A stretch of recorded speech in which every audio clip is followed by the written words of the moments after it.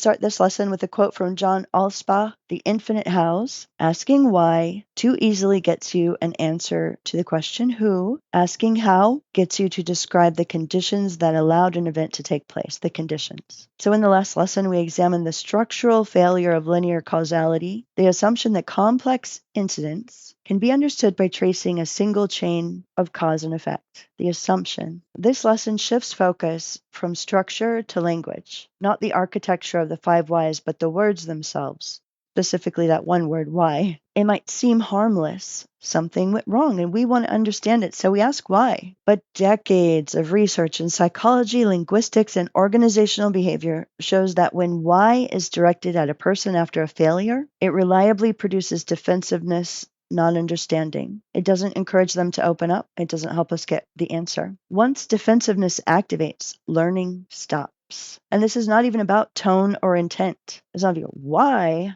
versus why. It doesn't matter. It's about how the human nervous system processes language under perceived threat.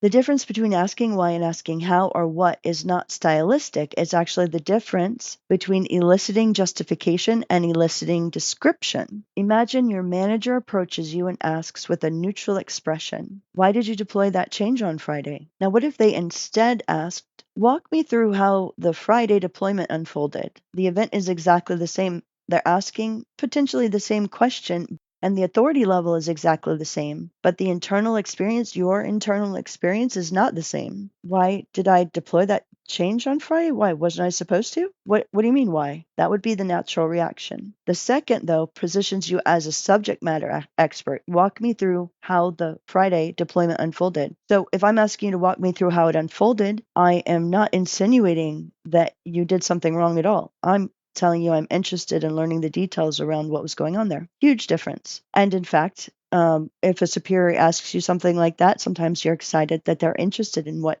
you have to say. So the why question demands justification. The other question invites narrative. When people perceive evaluation or blame, the brain shifts into a threat response. Research on psychological safety has shown that perceived blame activates fight or flight circuitry and actually suppresses the prefrontal cortex. That's the region responsible for reflection, honesty, and complex reasoning. The brain is no longer oriented toward understanding, it's oriented toward self-protection. Positive emotional states such as trust and curiosity broaden cognitive capacity and increase openness. Threat narrows attention and constrains disclosure. Under threat, people minimize, deflect, and sanitize, not because they're dishonest, but because their nervous system is doing what it evolved to do. John Gottman's research on communication patterns identifies a predictable escalation sequence. Criticism triggers defensiveness. Defensiveness escalates a conflict, and sustained conflict leads to disengagement. These dynamics apply directly to incident investigations. A question such as, why did you push that change without testing it? That embeds criticism. The response becomes defensive. The conversation shifts from system behavior to character defense. If this continues, the individual disengages, offering only the minimum information necessary to exit the interaction, whatever they can do to get out of talking to you. At that point, investigation becomes impossible. By contrast, narrative-based questions, walk me through what happened, invite description without judgment. Details emerge naturally, environmental constraints, tool reliability, competing pressures. Those details are rarely accessible under interrogative questioning. The influence of language extends beyond conversational dynamics. It is embedded in grammar itself. It's very interesting. Words have power. Research by cognitive scientist Lera Boroditsky and colleagues demonstrates that agentive language that assigns actions to people, systematically increases blame attribution. Participants exposed to agentive descriptions of accidental events assigned significantly more blame and punishment than those exposed to non-agentive descriptions, even when viewing the same event on video. English favors agentive constructions, particularly in failure analyses. She made the mistake. They approved the change. These linguistic structures direct attention toward people rather than events or conditions. Memory follows attention. Blame follows memory. The 5 whys reinforces this effect. Each question embeds a human agent. narrowing interpretation step by step until the investigation arrives at a person. This method doesn't merely uncover blame, it constructs it through language. I'll say that again. It doesn't merely uncover blame, it constructs blame through language. John Allspaw articulated this problem clearly in The Infinite Hows. Asking why tends to collapse inquiry into individual motivation and culpability. Asking how produces operational detail, conditions, interactions, and context. Descriptions generate insight. Justifications generate defense. Learning requires multiple perspectives. Those perspectives emerge through narrative, not interrogation. How invites stories. Why truncates them, shortens them, reduces them, removes them.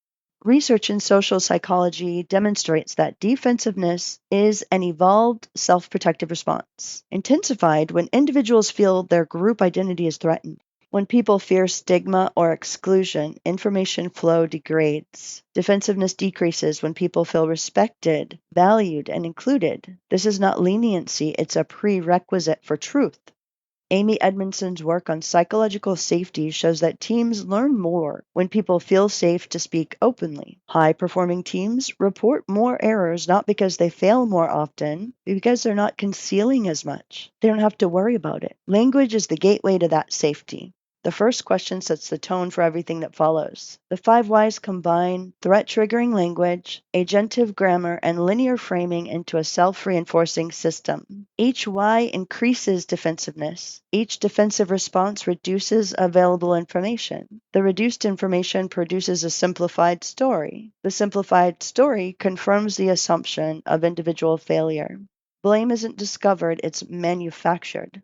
No, I know some people would want to argue this point and say, oh, it's how you ask it. Because if you ever ask, why did you do this versus why did this happen? That still gets a little, so how do we do it? Why did the machine malfunction? Well, then again, we're going back to systemic, so that's okay. But the issue is when everything is transferred to scenarios where humans are involved, and in modern complex scenarios, you still have a linear issue. So the simplified story will confirm the assumption of individual failure. So instead of why did you do that, ask how did the situation develop? What information was available at the time? What did normal work look like before this incident? What conditions made this outcome possible? These questions demand rigor and they demand safety, and safety begins with language. So the next lesson, let's examine what happens when the blame dynamic becomes embedded in organizational culture, how it affects retention, innovation, incident recurrence, and trust.